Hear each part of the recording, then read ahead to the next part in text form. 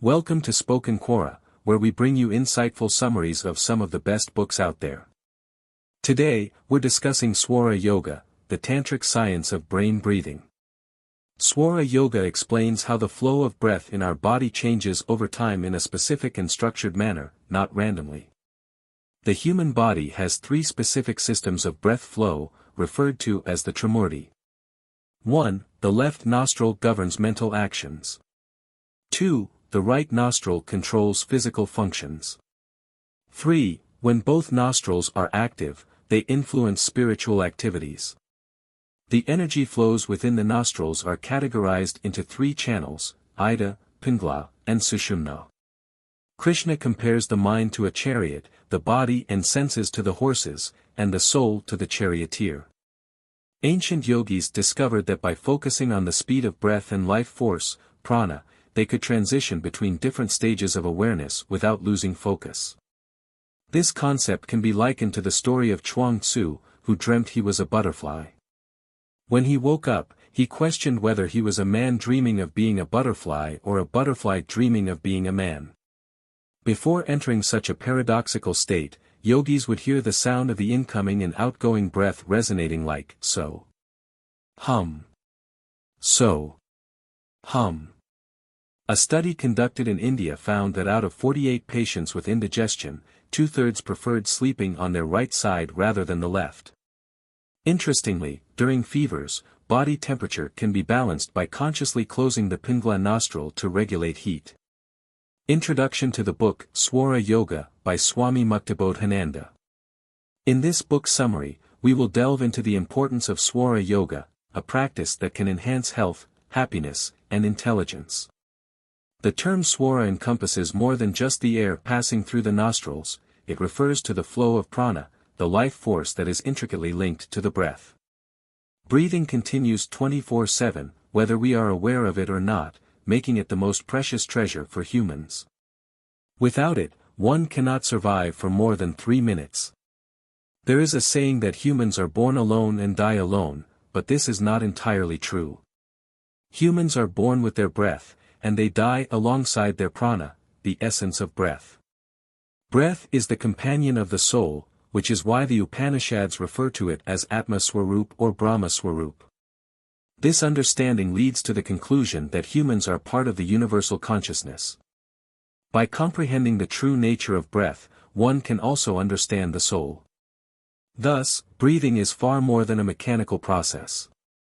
Every breath carries unique significance and a coded message. For a spiritual person, breath becomes the medium to reach their ultimate goal. While breathing is usually an automatic function of the body, Swara Yoga teaches us how to control it to achieve whatever we desire, whether it is healing illnesses, improving mood, or even extending lifespan. Now, let's explore the book's chapters in detail and embark on this fascinating journey of Swara Yoga. In Swara Yoga, if you carefully observe the process of breathing and how air enters and exits through the nostrils, you will notice that most of the time, breathing happens predominantly through one nostril. While it may seem that both nostrils are active simultaneously, this is not the case. With focused observation, you will find that one nostril remains open for a specific duration, allowing the breath to flow only through it. Later, this nostril closes, and the other nostril becomes active. This alternation of nostrils has a significant impact on the nervous system, creating a particular kind of stimulation. Additionally, it influences the mind, requiring an organized form of regulation. Swara Yoga is the science that uncovers and brings awareness to this pre-existing but often unnoticed process. Swara Yoga explains how the flow of breath, or swara, changes periodically. This is not a random occurrence, the nostril through which breath flows alternates every hour or approximately every 20 minutes. This rhythm controls all our psychological and physical activities. If this alternation occurs at regular intervals, it indicates that the body is functioning well. However, if the rhythm becomes irregular, it is a sign that something in the body is not working correctly, and steps should be taken to restore balance to the nostrils. In Swara Yoga, the fact that breathing alternates between nostrils is crucial. This allows different swaras to flow at different times. One swara flows through the left nostril. Another flows through the right nostril, and a third flows simultaneously through both nostrils. Each swara activates different energy centers and aspects of the nervous system, influencing us in distinct ways. This process is not coincidental. The body's rhythm and energy are interlinked, and this rhythm also connects to the two hemispheres of the brain. The human body operates with three swaras, corresponding to three specific systems, collectively referred to as the Trimurti. These systems are 1. Mind, Chit. 2. Life force, Prana, and 3. Soul, Atma. These three elements, mind, life force, and soul, together constitute a human being. In Swara Yoga, the Chit, mind, governs sensory nerves, such as the eyes, nose, tongue, ears, and skin. The Prana, life force, controls 5 functions: speech, movement of hands and legs, reproduction, and elimination, urinary and excretory systems. The Atma, soul, acts as the manager or controller of these functions. When breath flows through the left nostril, it signifies that the mind or Chit is more active. When breath flows through the right nostril, it indicates that physical energy is more dominant, while the mind's activity diminishes. When both nostrils are active simultaneously, it is a signal that spiritual energy is at its peak. Swara Yoga helps us understand the nature of breath and its effects on the body.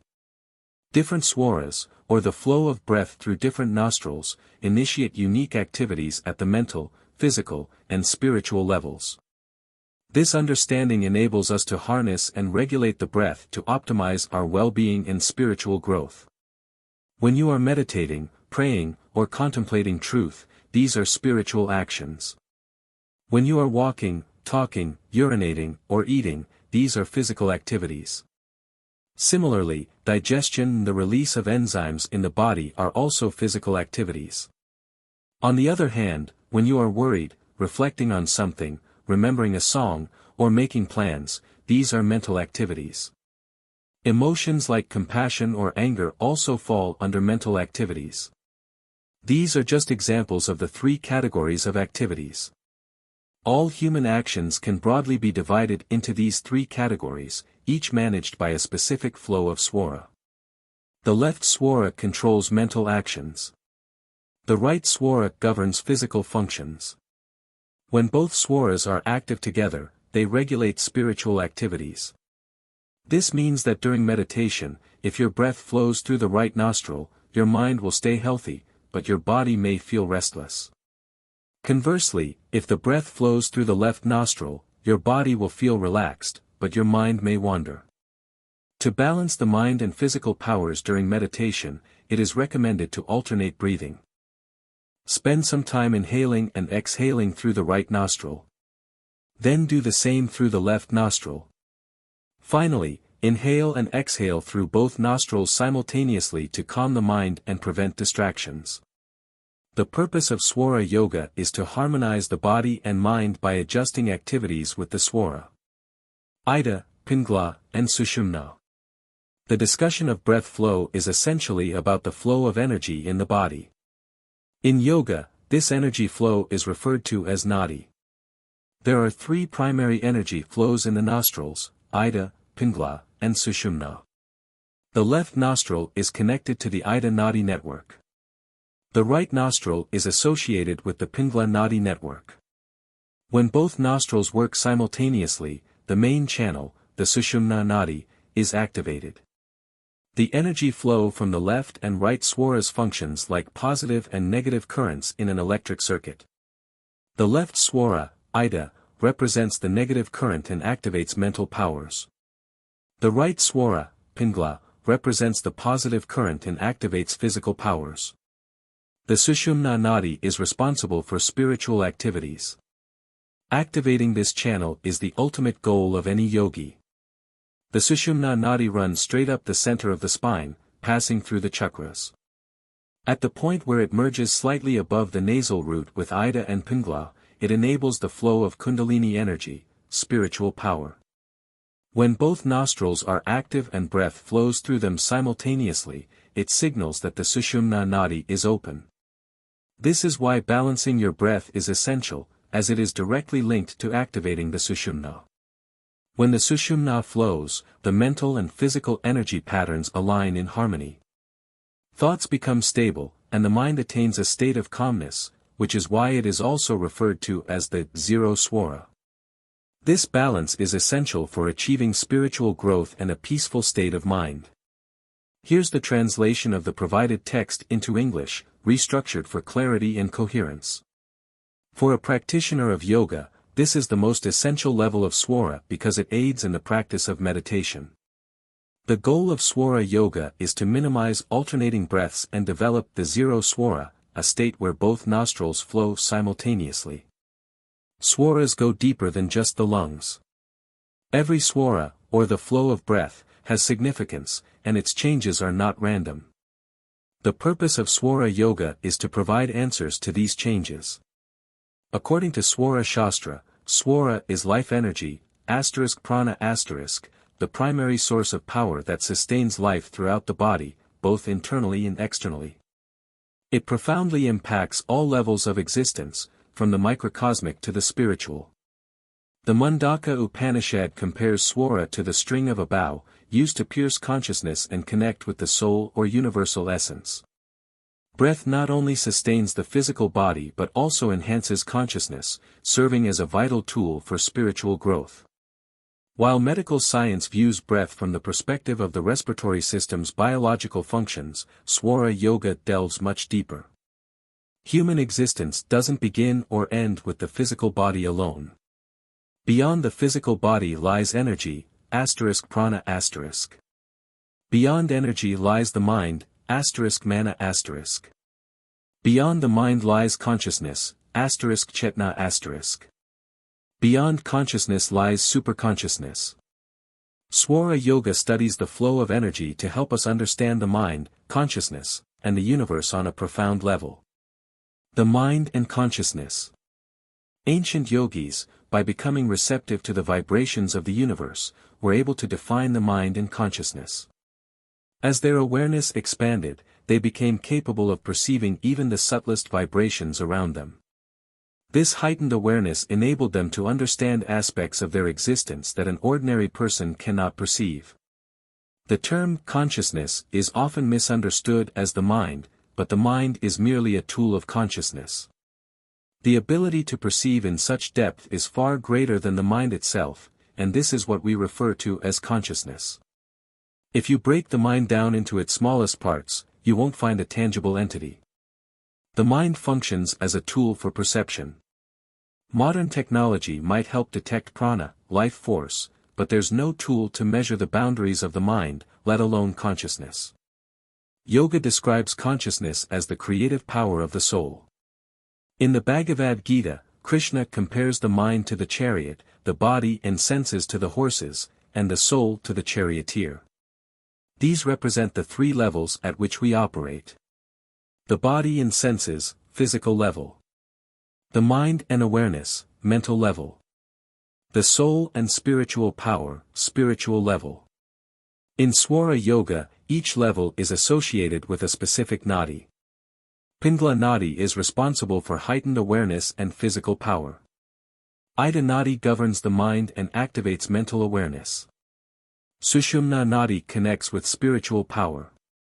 Consciousness stages. Modern psychologists like Carl Jung categorize the mind into three stages. 1. Conscious. 2. Subconscious. 3. Unconscious. In yoga, these stages are called 1. Jagrat, waking state. 2. Swapna, dream state. 3. Sushupti, deep sleep state. As consciousness transitions through these stages, it experiences the mind and body. In this state, there is no individuality, no I or you. There is no past, present, or future, only unity and oneness.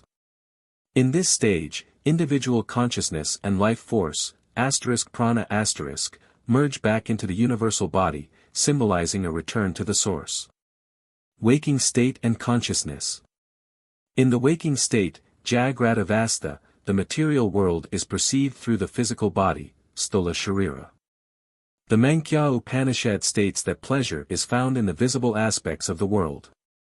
In this state, there are 5 sensory organs, Jnanendriyas. Ears, hearing.